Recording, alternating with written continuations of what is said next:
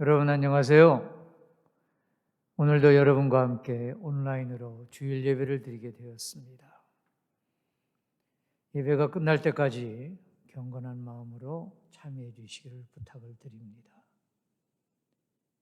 이제 다 같이 묵도하심으로 주일 예배를 시작하겠습니다.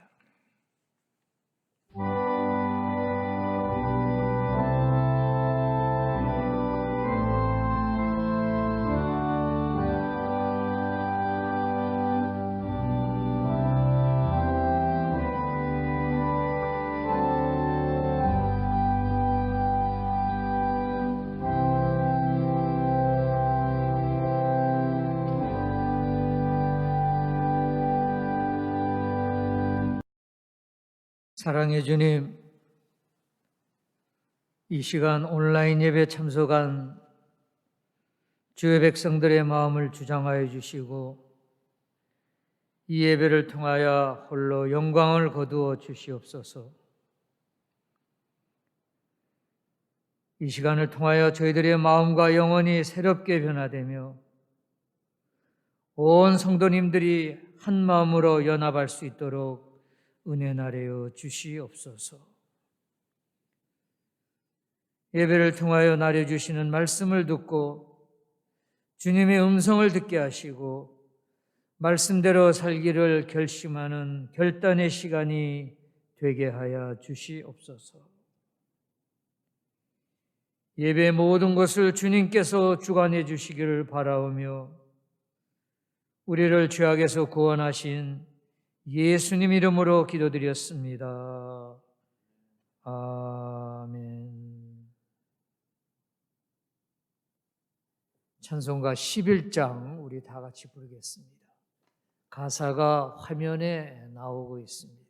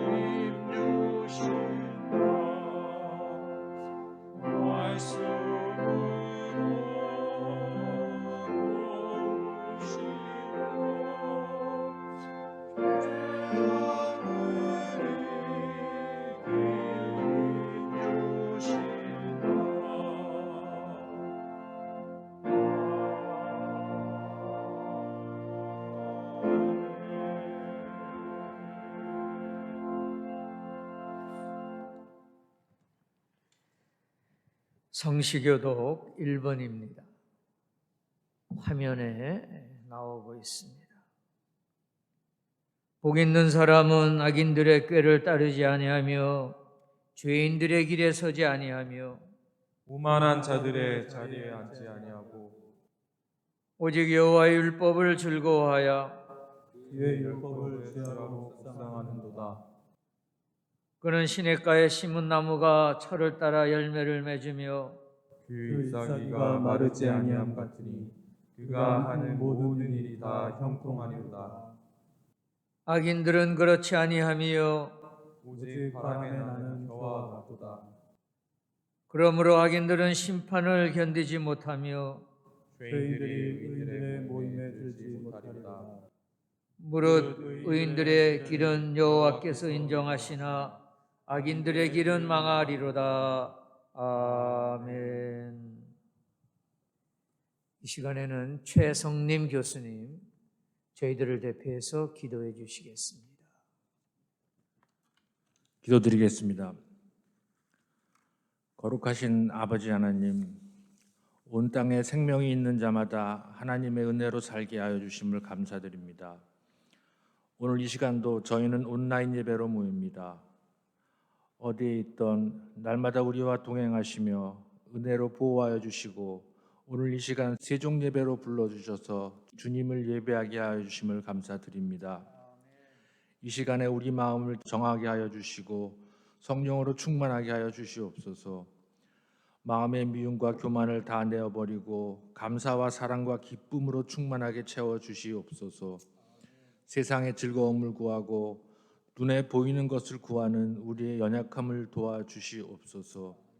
상하고 지친 심령에 위로와 힘을 주시고 하나님의 은혜를 간절히 사모하는 마음을 부어주시옵소서. 감사와 기쁨의 찬양이 넘쳐나게 하여 주시옵소서. 아버지 하나님, 2021년 새해를 맞아 새로운 출발을 다짐하는 대항학원의 모든 산하기관과 저희 세종대학교를 축복하시어 더 큰 비전을 꿈꿀 수 있도록 함께하여 주시옵소서. 더욱 빛나게 하시옵소서. 하나님의 뜻이 있을 것으로 믿습니다. 저희를 긍휼히 여기시어 하나님의 나라가 이 땅에 이루어질 수 있도록 하여 주시옵소서. 아버지 하나님, 우리 애지영교회에서 이루어지는 예배를 기억하여 주시기를 바랍니다. 하나님의 성령이 늘 살아있는 예배 되게 하시고 이 교회가 차고 넘치도록 축복하시옵소서. 내적 외적으로 부흥하여 하나님의 영광을 나타내도록 허락하시옵소서. 저희들이 마음과 정성을 다하는 순전함으로 동참하게 하시고 오직 입술에는 감사함만이 넘치게 하시며 잘했다 칭찬받는 아버지의 자녀들이 되어지도록 인도하여 주시옵소서. 학업과 취업에 지쳐가는 우리 학생들의 기도에 응답하시옵소서. 그들이 복된 대학 생활을 할 수 있도록 은혜 부어 주시옵소서. 이 캠퍼스의 기도의 불길이 꺼지지 않게 하시옵소서. 자비하신 주님, 이 예배에 성령으로 임하여 주시고 영광 받아 주심을 믿습니다. 이 예배를 위해 봉사하는 분들에게 기름 부어 주시고 말씀을 증거하시는 주의 종의 마음을 은혜로 충만케 하여 주시옵소서. 이 예배 시종 전체를 주님께 맡기오며 우리 주 예수 그리스도 이름으로 기도드립니다. 아멘.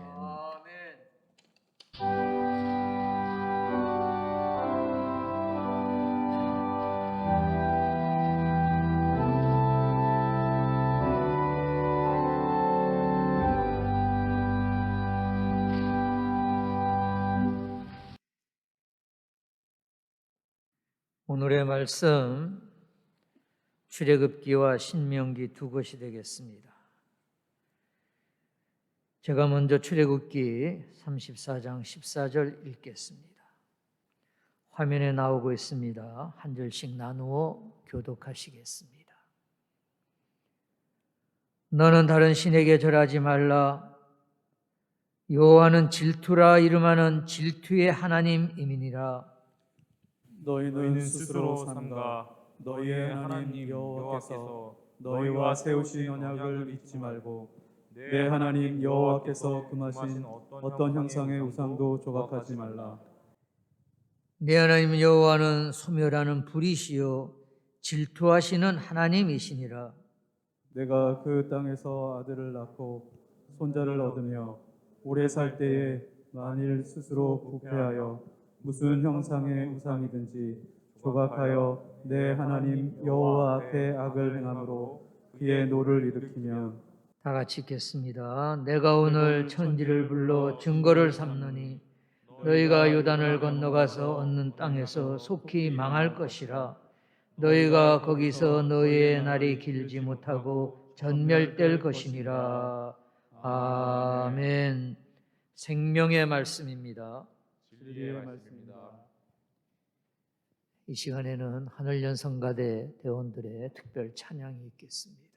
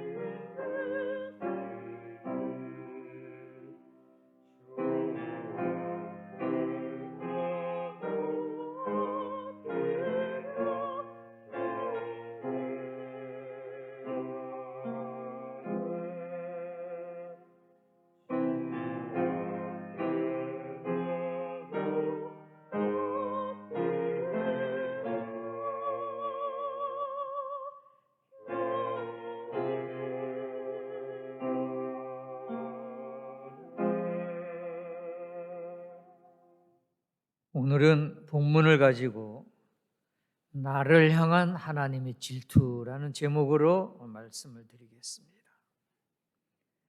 질투하면은 떠오르는 영화가 있습니다. 저는 1980년대 미국에서 유학 생활할 때 본 기억이 있습니다. 아마데우스라는 영화입니다. 여러분 중에도 보신 분이 많을 것입니다. 18세기 후반에 이탈리아에 살던 살리에리라고 하는 한 음악가의 눈으로 볼프강 아마데우스 모차르트의 이야기를 풀어가는 아주 독특한 영화입니다. 궁정음악가인 살리에르는 최고의 음악가를 꿈꾸었고 자신의 재능이 위대한 음악가의 재능이기를 바랬습니다. 그러나 천부적 재능을 가진 천재 음악가인 모차르트를 만나고 나서 깊은 절망감에 빠지게 됩니다. 이윽고 모차르트를 향한 질투심에 눈이 멀은 살리에르는 모차르트를 몰락시킬 계략을 짭니다. 결국 모차르트는 살리에리의 계략에 넘어가 35세의 젊은 나이에 요절하게 됩니다. 이에 충격을 받은 살리에르는 정신병원에 입원하게 되고 자신도 비참하게 죽는다는 줄거리입니다. 영화에서 그렇다는 얘기고요. 실제로는 모차르트의 요절에 관해서는 추측이 난무하다고 합니다. 그런데 여러분, 솔직하게 우리 자신들을 들여다보면 사실 우리도 크고 작은 질투심 때문에 힘들었던 경험을 가지고 있습니다. 오늘은 말씀드린 대로 하나님의 질투 또는 질투심에 관한 설교가 되겠습니다. 구약의 출애굽기와 신명기 두 곳을 본문으로 해서 설교를 준비하면서 하나님의 여러 별칭을 찾아보았습니다.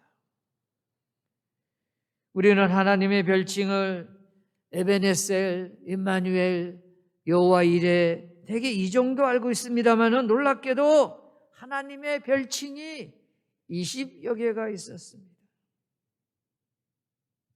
당시 이스라엘 사람들은 제각기 자신이 체험한 은총과 축복을 표현하고자 하나님의 별칭을 만들어 불렀습니다. 우리가 가까운 친구의 별명을 만들어 이름 대신에 별명을 부르는 것과 비슷합니다.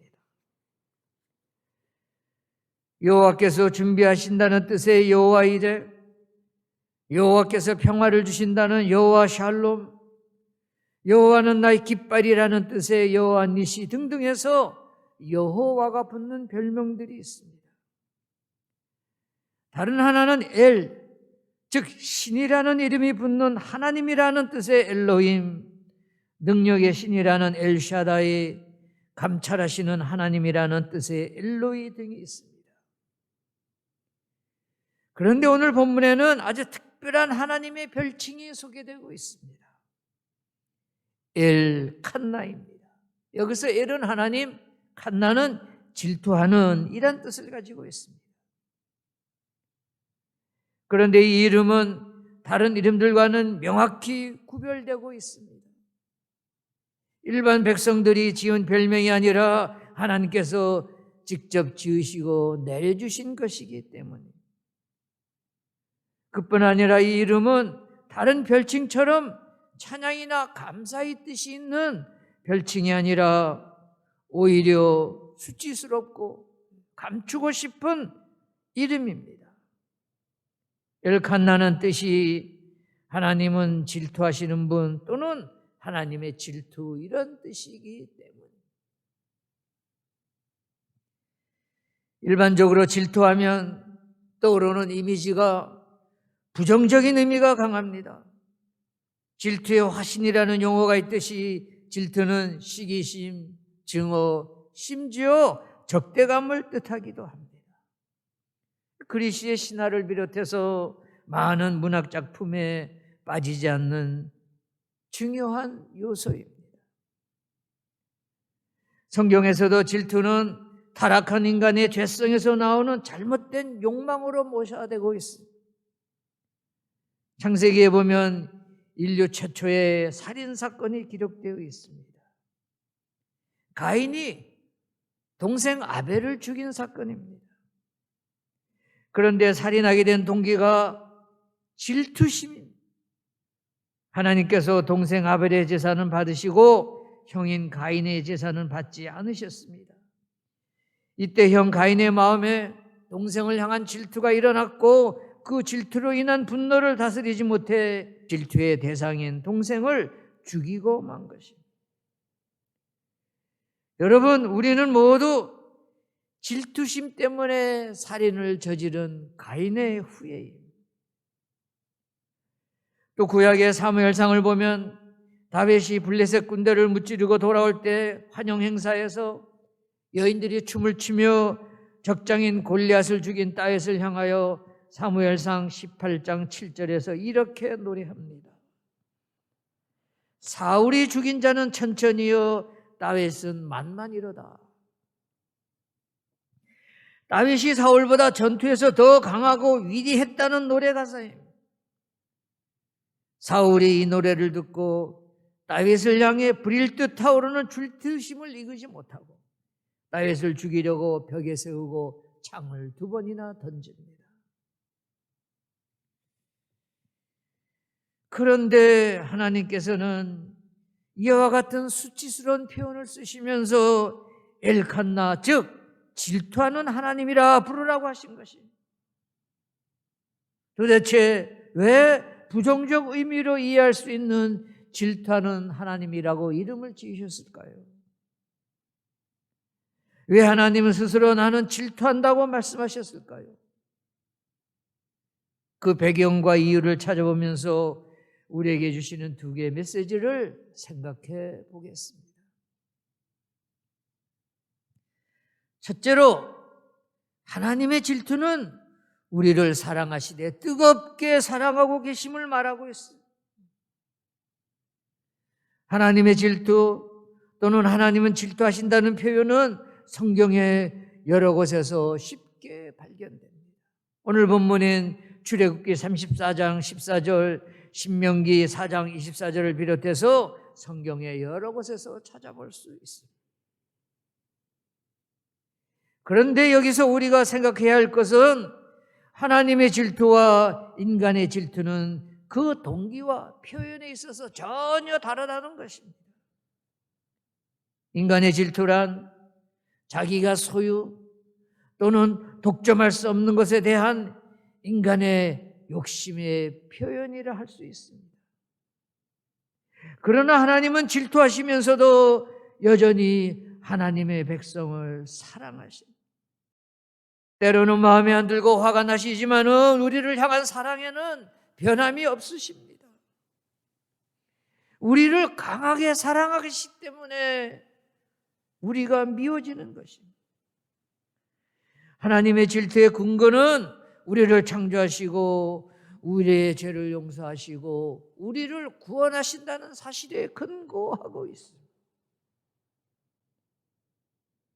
그래서 하나님의 질투는 당연한 질투요, 정당한 질투요, 나아가서 거룩한 질투가 되는 것입니다. 하나님께서는 모든 사랑과 희생을 쏟아부어 우리를 구원하셨기에 질투하지 않을 수 없는 것입니다. 인간들의 질투와는 비교할 수 없는 전혀 다른 질투입니다. 여러분, 그렇습니다. 나를 향한 하나님의 사랑은 나를 독점하고자 하는 하나님의 질투 속에서 찾아볼 수 있습니다. 오늘 설교 제목이 나를 향한 하나님의 질투입니다. 사랑하는 여러분, 생각해 보십시다. 정말 보잘것없고 부족하고 허물뿐인 우리가 아닙니까? 도대체 우리가 어떤 존재들이기에 하나님께서 우리를 독점하시려고 질투를 하실 정도로 우리를 사랑하신다는 말입니다. 오늘 아침 이 시간 나를 향하신 강하고 짙은 하나님의 질투를 바로 알고 하나님의 질투심을 느끼시는 애전 성도님들이 되시기를 바랍니다. 둘째로, 하나님의 질투가 강하게 일어난 때는 백성들이 우상을 섬길 때였습니다. 성경에서 하나님의 질투는 언제나 백성들이 우상을 섬기는 상황에서 일어났습니다. 그러니까 하나님의 백성들이 하나님을 외면하고 우상을 만든다든지 또는 섬기려 할 때 나는 질투하는 신이다 라고 말씀하셨습니다. 본문 24절을 함께 읽도록 하겠습니다. 화면에 나오고 있습니다. 너희는 스스로 삼가서 너희 하나님 여호와께서 너희와 세우신 언약을 잊지 말고 네 하나님 여호와께서 금하신 어떤 형상의 우상도 조각하지 말라. 네 하나님 여호와는 소멸하는 불이시요 질투하시는 하나님이시니라. 21세기를 살아가고 있는 현대인들은 나만 정직하게 살면 되지 무엇을 믿는 것이 무슨 대단한 일인가 하고 묻습니다. 무엇을 믿느냐는 것은 삶의 관심사가 아니라고 생각을 합니다. 기독교 내에서도 이 종교다원주의, religious pluralism 또는 자유주의를 신학에 적용한 자유주의 신학, liberal theology에 익숙해져서 어떤 이들은 모든 종교는 나름대로 종교적 진리를 갖고 있다고 말합니다. 우상 숭배라는 말에 거부감을 보이기도 합니다. 여러 신 중에서 하나를 믿으면서 착하게 살면 되는 것이지 성경에 나타난 하나님만을 믿으라는 것은 비이성적이요, 반시대적이요, 독선적이요, 심지어 도구마라고 생각합니다. 심지어 교회 나오는 교인 중에도 그저 주변에서 하도 믿으라고 하니까 그냥 유일신으로 믿어주는 척하면서 교회 나온다는 것이. 그러나 여러분 그렇습니까? 여러분 적당히 믿어주고 있습니까? 아닙니다. 바로 아셔야 합니다.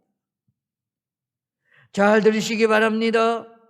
하나님은 우리가 적당히 믿어주는 정도의 신앙을 요구하시는 분이 아니십니다. 기독교의 하나님은 우리의 삶 전체가 하나님께 온전히 속하기를 원하시는 분이십니다. 여러분, 어떤 우상도 만들지 말라는 말씀은 우리를 향한 하나님의 엄한 경고임을 잊어서는 안 됩니다.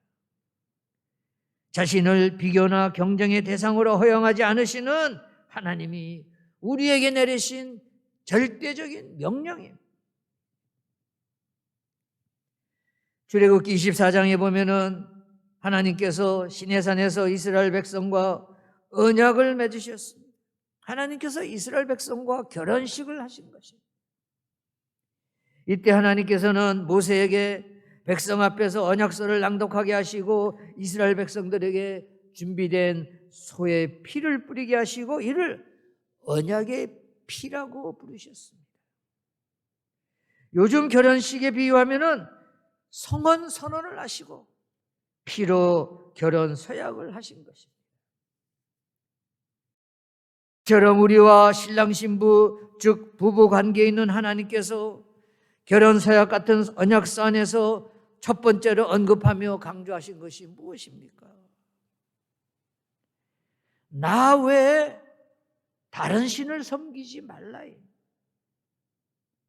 쉽게 말하면은 딴 데를 보지 말라. 신앙을 가졌다고 하면서 한눈을 팔지 말라입니다. 즉 하나님께서는 우리들의 사랑을 혼줘서 독점하시겠다는 것입니다.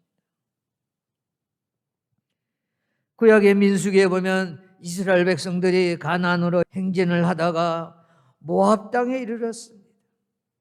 그때 현지 이방 여인들과 어울려 음행을 저지르고 나중에는 이방 여인들에 이끌려 그들의 우상인 바알 부올이 있는 신전에 가서 제사를 드리게 됩니다. 이때 하나님께서 극도로 분노하시어 바알 부올에게 절한 사람을 다 죽이라고 하셨어요. 이것도 모자라 이스라엘 백성에게 연병을 내리셔서 24,000명이 죽었습니다. 그리고 모세에게 말씀하셨습니다. 민수기 25장 4절 읽겠습니다. 백성의 두령들을 잡아 태양을 향하여 여호와 앞에 목매달라. 그리하면 여호와의 진노가 이스라엘에게서 떠나리라.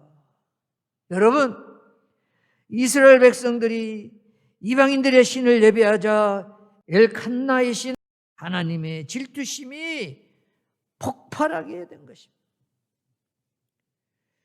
하나님은 신명기 25장 31절에서도 우상을 만드는 자에게 분명히 주의를 주셨습니다.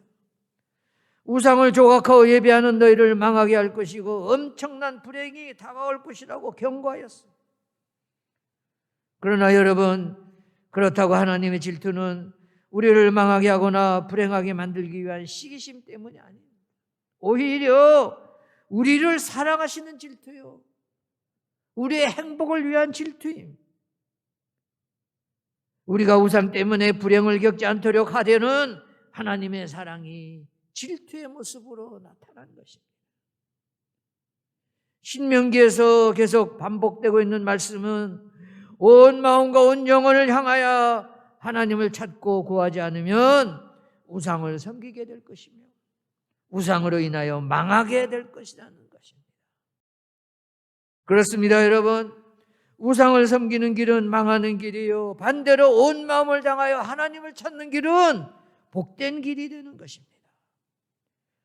즉 하나님 한 분만을 사랑하고 예배하면 그 길이 살 길이라는 것입니다. 오늘 설교를 요약합니다. 사랑하는 여러분, 하나님께서는 저와 여러분을 사랑하십니다. 그래서 하나님은 저와 여러분을 질투하십니다. 그러나 이 질투는 하나님의 거룩한 속성입니다. 하나님의 질투는 저와 여러분을 강하게 사랑하신다는 뜻이에요. 그리고 그 질투 안에는 하나님만 사랑하라는 준엄한 요구가 담겨져 있어요. 사랑하는 여러분, 만일 하나님보다 더 사랑하는 것이 있는지 돌아보시기 바랍니다. 종교개혁자 마틴 루터는 어떤 사람이 하나님을 모시려고 하지 않는다면 그는 분명히 형상화된 어떤 우상을 가지고 있을 것이라고 말했어요. 루터의 말을 근거로 한다면 우리들의 마음속에는 이미 우상이 있습니다. 당신에게는 우상이 있습니까? 라는 질문이 아니라 당신에게는 어떤 우상이 있습니까? 라고 질문하는 것이 더 합당할 것입니다. 꼭 금과 은이나 혹은 나무로 조각하여 형상화된 우상만이 우상이 아닙니다. 하나님보다 더 사랑하는 것들은 모두 우상이 될 수 있습니다. 예를 들어 물질도, 자녀도, 명예도 우상이 될 수 있습니다. 하나님은 오늘도 말씀하십니다. 나는 너를 사랑한다. 나는 너의 사랑을 독점하기를 원한다. 너도 나만을 사랑해다오. 아멘. 다 같이 기도하시겠습니다. 살아계신 하나님, 이 시간 우리 마음속에 숨겨진 우상이 있음을 고백합니다. 자녀도 물질도 명예도 우상이 될 수 있음을 깨닫게 하옵소서. 우리들은 우상을 내려놓고 하나님만을 경배하며 섬기기를 원합니다. 하나님 앞에서 과거를 돌아보며 회개하게 하시고 하나님만 찾고 섬기는 애전 성도님들 되게 하여 주시옵소서. 예수님의 이름으로 기도드렸습니다. 아멘.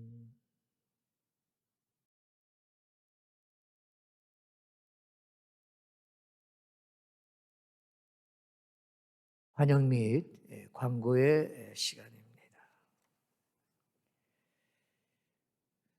온라인 예배 참석하신 성도님 여러분들 한 분 한 분 진심으로 환영합니다. 당분간 온라인 예배를 드리려고 합니다. 변동사항이 있으면 여러분들에게 공지하도록 하겠습니다. 온라인 예배 영상 링크는 일요일 오전 9시 30분경에 올려드리고 있습니다. 이달의 기도 제목이 많이 있을 수 있지만 세 가지를 준비했습니다. 첫째로는 새해를 맞이하여 대양재단과 산하기관의 새로운 출발과 더 큰 발전을 위해서 기도해 주시기를 바랍니다. 두 번째로는 코로나19로 인해 고통 속에 있는 환자들과 또한 우리 의료진들을 위해서 기도해 주시기를 바라고, 또 코로나19로 인해 경제의 불황으로 인해 위기에 처한 우리 중소기업들, 또 개인 사업자들을 위해서 기억하시면서 기도해 주시기를 바랍니다. 마지막으로 방학 중에 있는 교직원들과 학생들의 건강과 안전을 위해서도 꼭 기도해 주시기를 바랍니다. 이제 제가 축도하고 오늘 주일 예배를 마치도록 하겠습니다.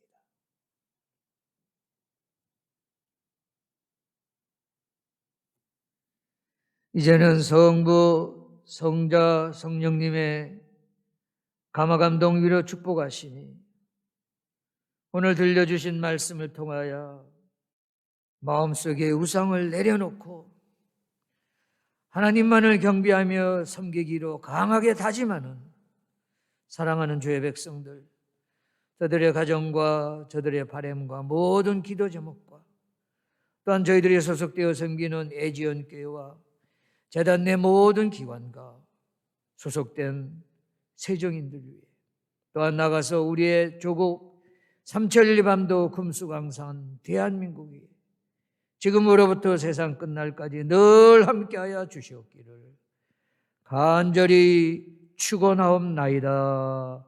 아멘.